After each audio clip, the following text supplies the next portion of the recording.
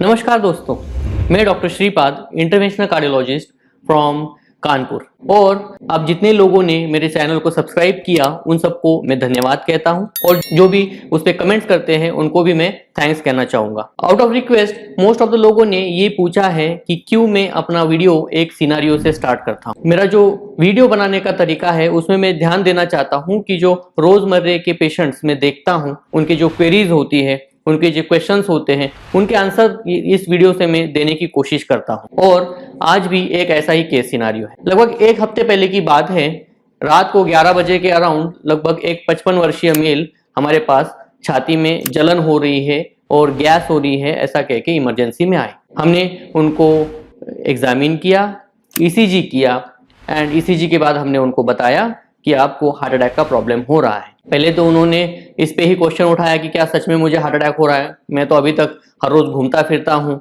कभी मुझे chest pain नहीं हुआ, मुझे शुगर नहीं है, डायबिटीज नहीं है, फिर मेरे को हार्ट अटैक कैसे हो सकता है। जलन हो रही है, हेवीनेस है, पसीना छूट रहा है, बट उनका कहना था कि मुझे सिर्फ गैस हो रही है, मुझे आप गैस की दवाई दे दीजिए, मैं ठीक हो जाऊंगा। कुछ टाइम बाद हमने उनको जैसे जैसे काउंसलिंग की, वो मानने को रेडी हो गए कि हाँ मुझे हार्ट अटैक की परेशानी हो रही है। फिर उन्होंने पूछा कि क्या ऑप्शन है जिससे हम इसको ठीक कर सकते हैं। हमने बोला कि हमारे पास कैथेटराइजेशन लेबोरेटरी अवेलेबल होती है 24 आवर्स, तो हम आपकी एंजियोग्राफी भी करेंगे और साथ में लगी तो एंजियोप्लास्टी भी करेंगे। उससे उन्होंने कहा कि मुझे थोड़ा टाइम चाहिए होगा डिस्कशन करने के लिए, तो रिलेटिव्स ने उनसे कुछ टाइम मांगा और रिलेटिव्स अपना कुछ डिस्कस कर रहे थे। तब तक हमने पेशेंट को एस्प्रिन की टैबलेट खिलाई, ऑक्सीजन लगाया, कुछ आईवी कैनुलाज लगाए और फिर हमने उसकी ट्रीटमेंट करना शुरू किया। अब उनका ऑक्सीजन सैचुरेशन कम हो रहा था, तो हमने रिलेटिव्स को पूछा कि भाई आप लोगों ने क्या डिसीजन लिया।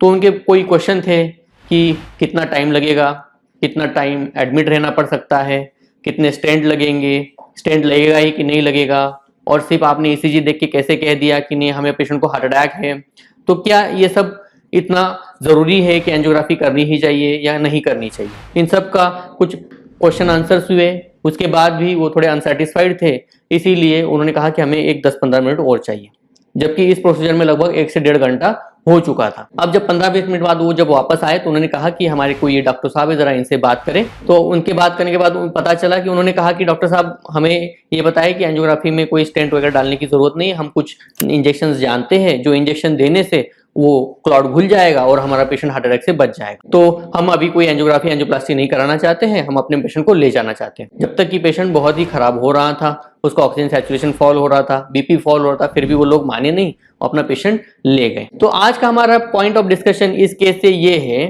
कि क्या हमें जब हार्ट अटैक डायग्नोज हो रहा है तो कितना टाइम में हमें एंजियोग्राफी एंजियोप्लास्टी कर देनी चाहिए।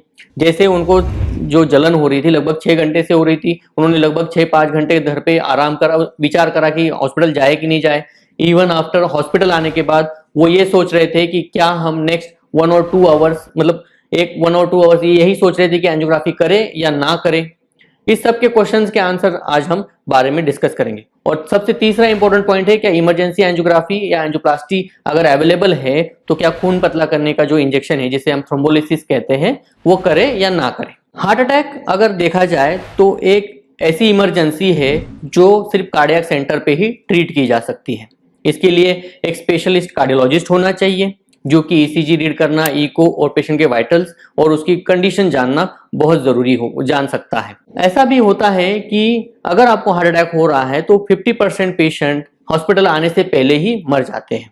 इसीलिए हार्ट अटैक एक ऐसी इमरजेंसी है कि जो सिर्फ हॉस्पिटल बेसिस पे ही ट्रीट की जाइए, ना ही कि घर में। हार्ट अटैक तभी आता है जब आपकी हार्ट की कोई नस अचानक से 100% बंद हो गई हो।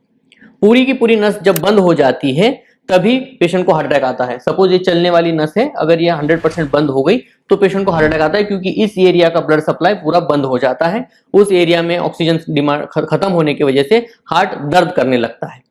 और इसे खोलने का सिर्फ 2 ही तरीके हैं, एक खून पतला करने के इंजेक्शन जिसे थ्रोम्बोलिसिस कहते हैं, और दूसरा एंजियोग्राफी एंड एंजियोप्लास्टी। जबकि अगर हम दोनों में कंपैरिजन किया जाए तो जो थ्रोम्बोलिसिस वाला जो खून पतला करने का इंजेक्शन है वो हमें जितनी जल्दी हो सके उतनी जल्दी देना पड़ता है, क्योंकि उसका इफेक्ट ओवर द टाइम खत्म होता रहता है। अगर आप 3 घंटे बाद उसका इंजेक्शन लगा रहे हैं तो चांसेस है कि उससे जितना इफेक्ट आना चाहिए उतना नहीं आएगा, और अगर आ भी गया तो भी आपको उसके बाद एंजियोग्राफी करके पता करना पड़ता है कि क्या नस पूरी खुली या नहीं खुली। यही जो खून पतला करने का इंजेक्शन है उससे साइड इफेक्ट्स होते हैं, जैसे कि एलर्जिक रिएक्शन हो गई, ब्लीडिंग हो गई, कॉमनली खून दिमाग के अंदर खून बह जाना या फिर पेट के अंदर खून बह जाना जैसे साइड इफेक्ट भी इस इंजेक्शन के साथ एसोसिएटेड होते हैं। हमेशा ही जरूरी नहीं कि इंजेक्शन के बाद आपकी नस खुले फिर आपको एंजियोग्राफी करने की जरूरत पड़ जाती है। ऐसा भी नहीं है कि अगर आपने थ्रोम्बोलिसिस मतलब खून पतला करने का इंजेक्शन लगवा लिया तो हो सकता है कि अभी खुली हुई नस फिर से 1 घंटे बाद बंद हो जाए तो आपको फिर से एंजियोग्राफी करने की जरूरत पड़े, क्योंकि ये इंजेक्शन बार बार दिए भी नहीं जा सकते हैं। और ऑब्वियसली कि ये जो इंजेक्शन से लगभग 40,000 से 50,000 के हैं तो ये आपके पॉकेट पे और खर्चा भी बढ़ाते हैं। जबकि देखा जाए तो एंजियोग्राफी अवेलेबल होते समय आपको सिर्फ एंजियोग्राफी का ही विचार करना चाहिए, क्योंकि ये नस अगर बंद है तो इसे खोलने का एकमात्र तरीका है जो एंजियोप्लास्टी है। इसमें वायर डाली जाएगी, इसको स्टेंट कर दिया जाएगा, वो पेशेंट स्टेबल हो जाएगा। इसके साइड इफेक्ट भी कम है और रिजल्ट भी 100% फाइनलाइज हो सकते हैं, जो कि आपको हमेशा की श्योरिटी देते हैं कि मैं अब हार्ट अटैक से बाहर हो गया हूं। अब आते हैं हम इस क्वेश्चन पे कि क्या अगर हमारे पास दोनों ऑप्शन अवेलेबल है तो कौन सा किया जाए। अगर हमारे पास दोनों ऑप्शन अवेलेबल है तो हम कहेंगे एंजियोग्राफी एंजियोप्लास्टी की जाए।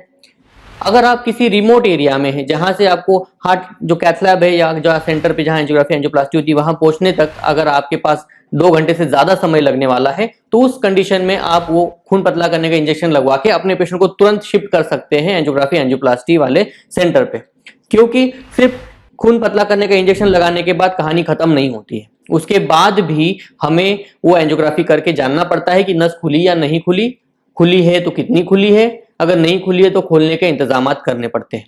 इसीलिए सिर्फ इंजेक्शन लगने से एक जगह रुकने की जरूरत नहीं है कि अब इंजेक्शन लग गया अब तो हार्ट अटैक खत्म हो जाएगा। इंजेक्शन लगते ही हमें आगे वाले सेंटर जहां एंजियोग्राफी एंजियोप्लास्टी हो पाए वहां जाना जरूरी है, वही एक फाइनल आंसर दे सकता है। इसीलिए इस वीडियो से मेरा 2 ही टेक है। सबसे पहले अगर हार्ट अटैक हो तो बिल्कुल डिले नहीं करना है, आपको जहां पता है आपके पास में एंजियोग्राफी एंजियोप्लास्टी और कार्डियोलॉजिस्ट अवेलेबल है वहीं पहुंचना जरूरी है। अगर आप ऐसी कंडीशन में है, ऐसी जगह पर है कि जहां से आप 2 घंटे के अंदर ऐसी किसी संस्था जगह पे नहीं पहुंच सकते हैं, तभी आप खून पतला करने के इंजेक्शन लगवा लेंगे और फिर उसके बाद तुरंत उस सेंटर पे जाना बहुत जरूरी है। एंजियोग्राफी एंजियोप्लास्टी करना जरूरी है क्योंकि उसी से आपको 100% रिजल्ट भी मिलेंगे। तीसरा, जितना जल्दी हो सके उतना खुद का जिम्मेदारी खुद ले, क्योंकि उन्होंने ऐसा कहा था, उनके साथ ऐसा हुआ, ऐसे करने से आपके मन में और भय पैदा होता है और उससे आपके रिजल्ट गड़बड़ाते हैं। जितना लेट करेंगे उतने एंजियोग्राफी एंजियोप्लास्टी के रिजल्ट भी अच्छे नहीं होंगे, उससे और पेशेंट की कंडीशन जितनी अनस्टेबल होती रहेगी उतने ही प्रॉब्लम बढ़ते रहेंगे। तो ये था मेरा वीडियो, कितनी जल्दी हम एंजियोग्राफी करें, एंजियोप्लास्टी करें या फिर खून पतला करने का इंजेक्शन लगाएं। अगर ये वीडियो आपको पसंद आया हो तो इसे लाइक, शेयर एंड कमेंट करें और इससे मैं चाहूंगा कि आप अपने प्रियजनों के साथ और दोस्तों के साथ शेयर करें ताकि उनके मन का भ्रम भी खत्म हो जाए। धन्यवाद।